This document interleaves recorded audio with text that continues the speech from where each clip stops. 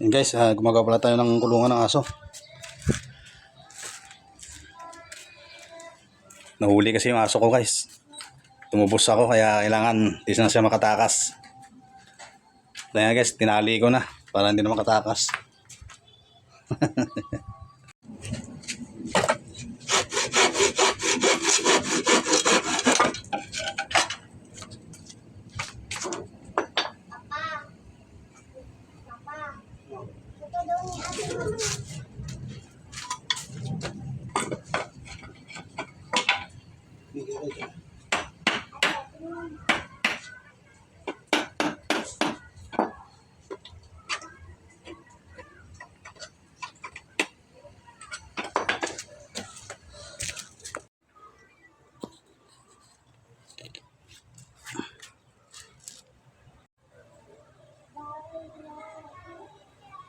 Tingnan guys, malapit na tayo matapos.